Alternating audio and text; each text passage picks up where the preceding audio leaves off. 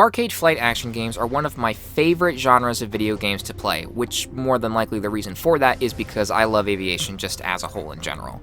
And because of my love for this genre, I have played a wide variety of these games, from Afterburner Climax, unfortunately rest in peace Afterburner Climax due to licensing issues I believe, Tom Clancy's HAWX and HAWX 2, a fair number of the Ace Combat games, and more. However, in this video, I want to look at Tom Clancy's HAWX, because rather than being horribly bad or superbly good, it's more so mediocre and average, but I would say it is worth a playthrough if you're able to find it for a really cheap price. Why do I want to review HAWX? I want to review this game because I want to find out why it is mediocre or more so average compared to other titles. And before you say, well, that's just because it's not an Ace Combat title.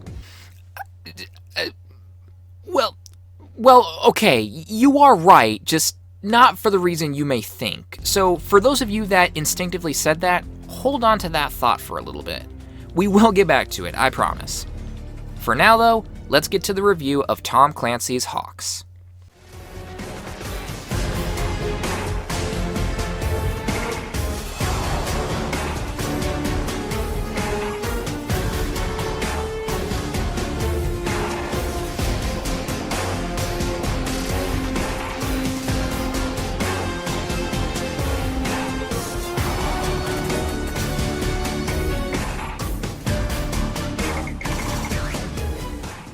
Tom Clancy's HAWX was developed and published by Ubisoft in 2009 and received mixed to positive reviews. I was a little late to the party, having gotten HAWX when I was still a wee little lad, though I don't know exactly when I got it off the top of my head. Having replayed it for the sake of this video, where I'm now a much older lad, able to understand more complex stuff and take a more critical look at the game, here is what I have to say about it all. Let's start off with the gameplay.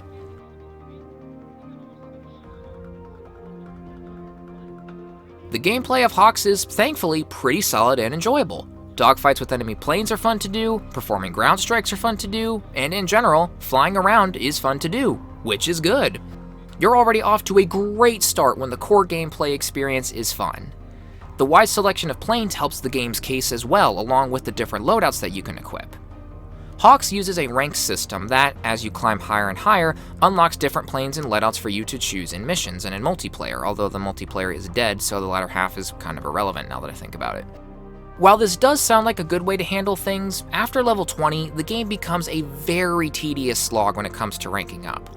Due to the insane XP requirements needed to get to higher ranks, coupled with the fact that campaign challenges don't help out as much as you would think, and considering the fact the multiplayer is dead, meaning you can't complete those challenges to get additional XP, it gets to a point where the XP the game is asking for in order to unlock that new plane or loadout is just simply not worth it. Thankfully though, there are only a handful of planes and loadouts that are locked behind these asinine XP walls, and the majority of HAWX's planes and loadouts are pretty easily unlockable. The game also added in a few new things to the formula, but unfortunately neither of them are really that great or even memorable. The first of which is the ERS, or Enhanced Reality System, which can either have you take a flight path that's outlined that'll end up getting you a perfect shot on your target, aka pulling off a Mihai from Ace Combat 7, but if Mihai just used an aimbot and no skill whatsoever. Or isn't that kind of the point of Mihai as a character? Wait a second. Or take the path to dodge a missile. The second of which is the Assistance Off mode. In HAWX, you can fly your plane in two different ways, with either Assistance On or Off. Assistance On is how you would fly any regular plane and is the mode in which you'll spend most of your time in by far. Assistance Off mode, on the other hand, is described as removing the limitations of your plane's safety features, which allow you to pull off aerial combat maneuvers to dodge enemy attacks or to outmaneuver an enemy to get a shot. On paper, this does sound unique, but what Assistance Off mode actually does is end up pulling the camera way too far from your plane in a confusing mess of an angle, and you're not able to get a good shot on your target, and you start to become dizzy with all the movements, and it's just ugh. I only ended up using Assistance Off mode one time in my campaign playthrough to capture the footage needed for this review. And that was during the level where you're required to use it. Both of these additions are unfortunately pretty forgettable, with Assistance Off mode adding insult to injury by causing you to become nauseous if you spend too much time in it. Their redeeming qualities are that they're both totally optional and only have a minor integral part of the game, aside from the one mission where you have to use Off mode as I stated earlier. Therefore, I can't complain about these two additions too much, But at the same time, why add in features that are never going to be used? It's not like the options menu, it's an integral part of the gameplay that isn't used, so why add it if it's not going to be used? As stated before, the core gameplay of flying around, dogfighting with enemies, and providing close air support feels great, with the additions to the game being subpar, but again, due to the fact that they aren't super integral to the core gameplay, I can't dock it too much.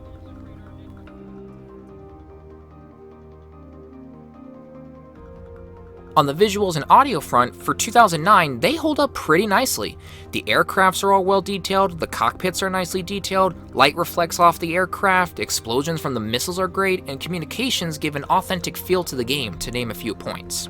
The soundtrack for the game is really nothing to write home about, but it gets the job done nicely as background music for all the action that goes on.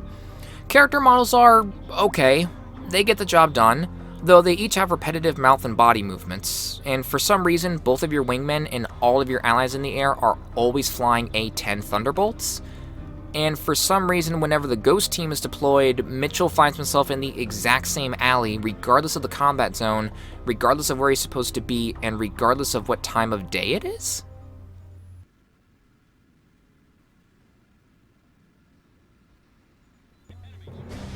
Now, on to the story. So, real quick, this video is going to spoil the entire campaign as we'll be taking a look at the entire storyline, due to how old the game is. So, if for one reason or another you wish not to be spoiled, then I suggest you end the video right here, because I will be referencing the plot even when I get past the story overline of this video. So if for one reason or another you're really itching to figure out what the plot of HAWX is on your own, then I suggest that you end the video right here. But for those of you that have already played or don't mind about the spoilers, let us begin. Tom Clancy's HAWX's story begins at the US-Mexican border, where Captain David Crenshaw, the leader of the United States' HAWX, or High Altitude Warfare Experimental Squadron, are providing close air support to the US forces as they fight off against Mexican rebels. During the mission, you end up providing close air support for Scott Mitchell and the rest of the Ghost team as they fight their way to the evacuation point. The Ghost team is saved, and on your way back to base from your mission, your wingmen talk about how the squadron is going to be deactivated, and rather than throw in the towel and retire from service, they talk about the possibility of going the mercenary route, flying for a private military company. Hey Talon, what are you gonna do after they disband the squadron? Transfer? I've been thinking about going into the private sector. Artemis Global Security is recruiting, offered me $100 grand as a sign-up bonus. Hey Crenshaw, did Artemis contact you too? We ought to sign up as a group. Bet they'd even let us fly together. David then gets a letter from Adrian DeWinter, the CEO of one of these private military companies called Artemis Global Security. The game briefly glosses over this as Adrian gives a short explanation as to how a PMC group is able to have all of this military might and gear, when in the real world, by comparison, PMCs are very limited in what they can have. In Tom Clancy's HAWX, this was done by the Reykjavik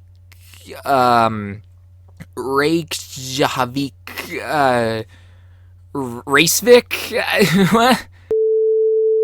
In all seriousness, man, this is a confusing name. This was done by the Reykjavik Accords, which turned PMCs into essentially their own armies. Basically, they're seen as the future peacekeeping forces, and because they're not a part of any individual nation, they don't get tied up in politics, which makes them great at being first responders.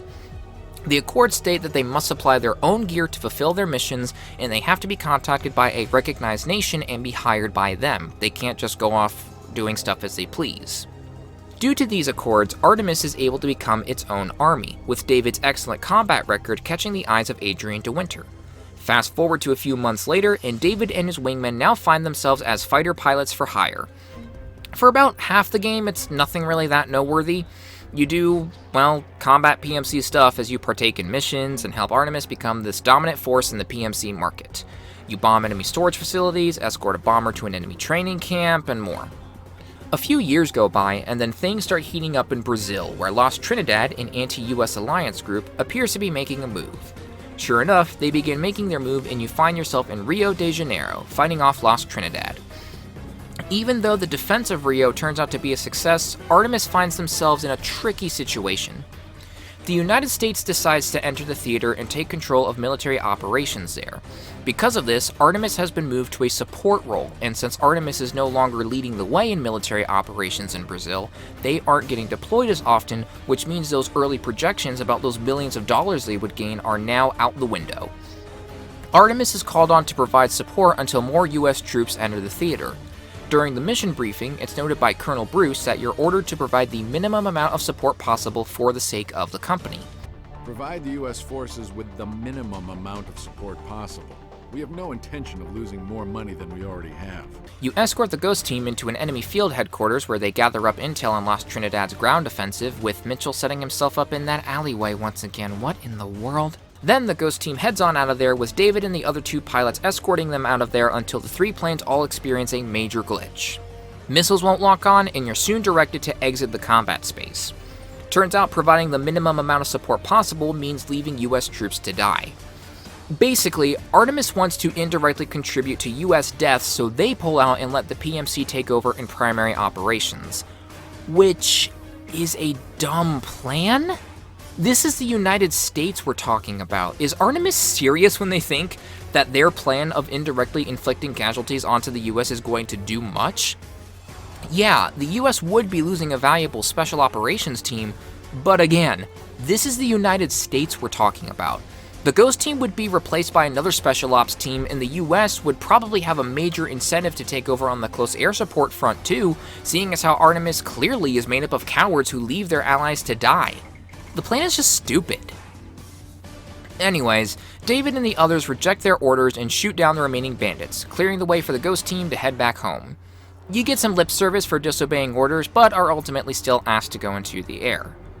The next mission is the defense of the James Lawrence battle group as they fight with Las Trinidad's navy. Ships, planes, and helicopters go boom, and then the major plot twist.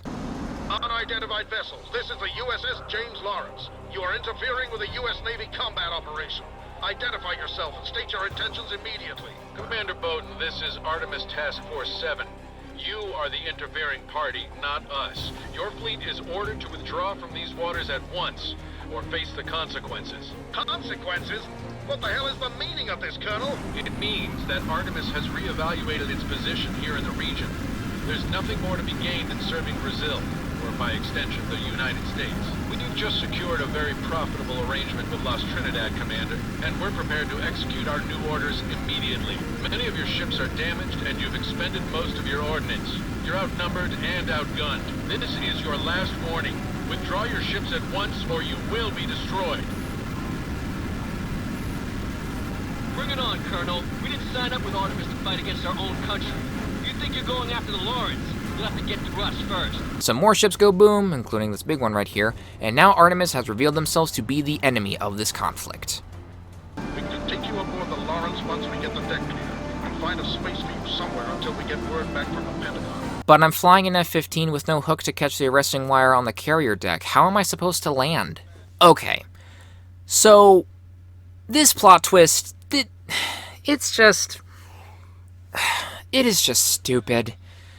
Artemis decides to switch sides because they're not getting as much income as they would like due to the US taking over on military operations in Brazil. They're not getting as much income, which means they're not growing and prospering as a company as much, and the whole point of a business is to make money. That I get. However, Artemis's extreme solution to this short-term problem is probably one of the dumbest reasons to switch sides I have ever seen. Let's get some basic information out of the way first. Artemis's client before the betrayal was Brazil, not the United States, though you could argue that the US did become Artemis's client for the Ghost team whole deal and the fighting against the Las Trinidad's navy. The US decided to enter the conflict out of fear that this could turn into a worldwide incident. Artemis is still getting employed to do combat operations, but because the US has taken out the majority of combat roles, the only kinds of combat roles left for Artemis to fill up are the support roles, which they do. This means that even if it's a lot less than what was projected, Artemis is still making money for their rendered services. They still have an income to speak of. Secondly, with how often the US likes to poke their nose into different parts of the world to get into fights, there is no doubt that they will need PMC services later down the line. Not just support roles, but leading the charge in conflicts. The US is going to be an amazing client to work with later down the line, but Artemis is so focused on their immediate earnings and not at all concerned with how their actions will affect them in the long run that they make this knee-jerk decision and completely mess themselves over. Even if you somehow successfully manage to conquer the entirety of America, her allies are not going to be that pleased. They're definitely not going to hire you anytime soon, and heck, may even come after you for knocking out one of their allies. This is just stupid! Well, then again, lots of companies today focus on the immediate scene and not what a business decision will do in the future, so maybe this plot twist isn't as stupid as I think. I don't know. Maybe the story is actually realistic. Huh.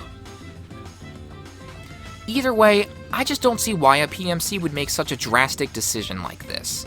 Between the options of riding out the storm in favor of bigger and better contracts in the future, or deciding to take on one of the biggest militaries in the world and messing yourselves over big time, Artemis went with the latter? Anyway, David heads over to the Caribbean and knocks out an Artemis base, but then it's learned that the satellite arrays over the US have been knocked out. You head back to Washington, D.C. to find it ablaze, with Artemis launching a surprise attack.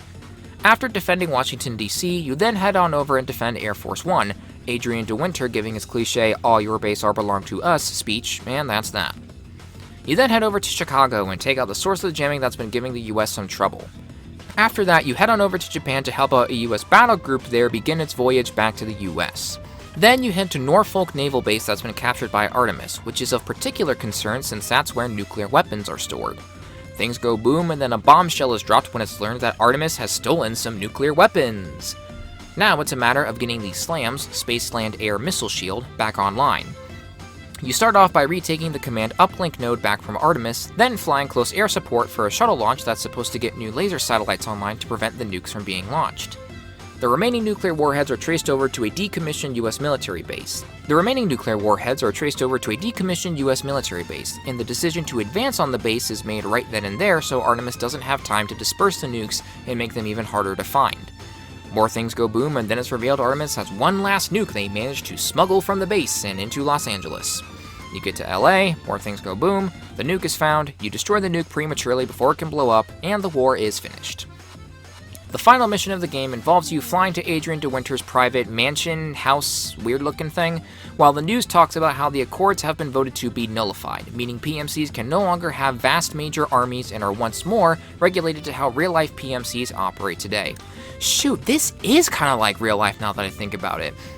Because think about it, EA managed to potentially mess over a lot of companies with their loot box fiasco with Battlefront 2. Artemis Global Security messed over other PMC groups by their bad actions. This plot twist, this whole plot is actually a lot more connected to real life than I think. You're hearing the epiphany of an idiot. You get to the house and blow it up, thus killing him and making the world a better and more safe place. So, with all of that having been said, is HAWX a game still worth trying out? If you're able to find a copy for a dirt cheap price, then I'd say it's at least worth a shot. The gameplay is fun, the story is okay, albeit for the major twist of the game being A, predictable, and B, stupid, and C, kind of not either of those, as the epiphany that dawned upon me earlier noticed. But it's predictable and stupid either way. It's your average arcade flight action game. But why is it so average? Alongside the flaws that HAWX has, such as its additions being forgettable and the story being predictable and dumb, it has one major flaw to it that seems to be overlooked by a lot of people. Its character/personality. A video game's character/personality matters in how great or bad it can be, and after watching Racevic's video of his best worst game, and after having played through HAWX to capture the footage, I now understand. Tom Clancy's HAWX has the name Tom Clancy attached to it, which means the plot and overall story are going to be grounded in reality. There's nothing wrong with a plot being set in modern day and grounded more so in reality, but the reason why HAWX is seen as average more than anything is because of its personality, or lack of any personality if you want to look at it that way. To prove my point I'm going to make, let's take a look at another major series in the arcade flight action genre, and is what many people consider to be one of, if not the best series in this arcade flight action genre. Ace Combat.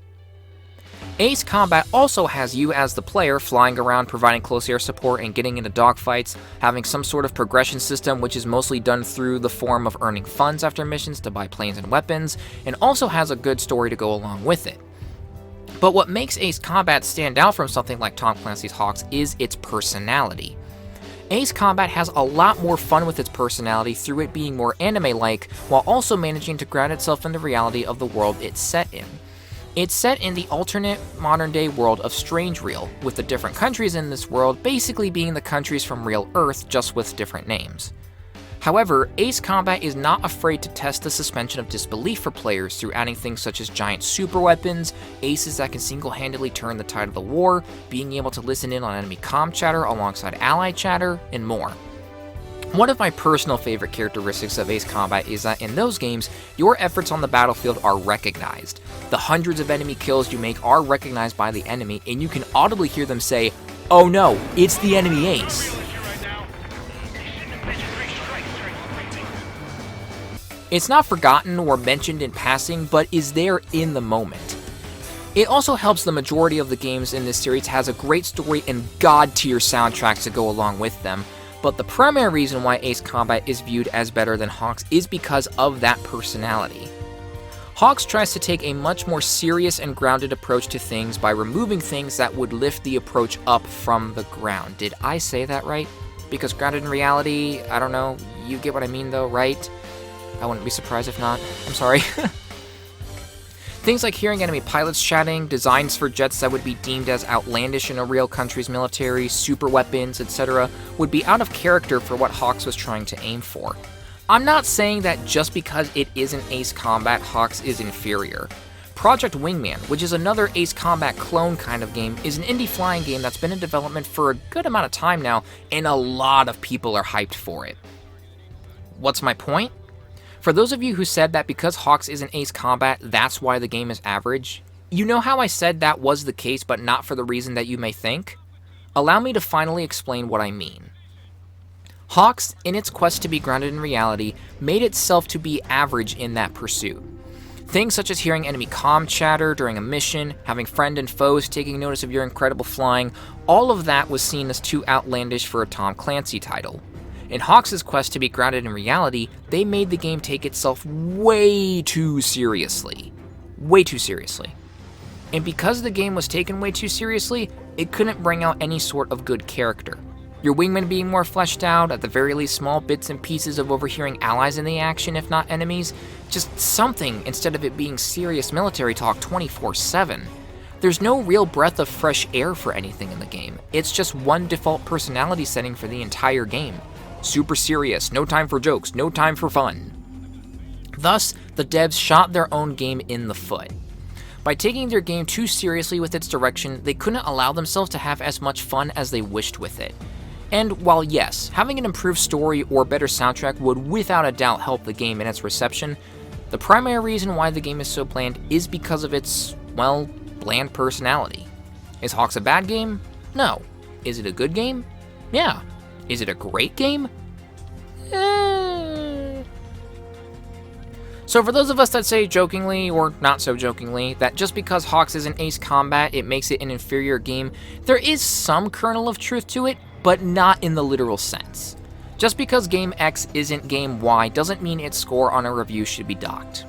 A video game can have it all. Great gameplay, great story, amazing soundtrack, all of it. But if the personality of a game is lacking, then the whole game suffers from it.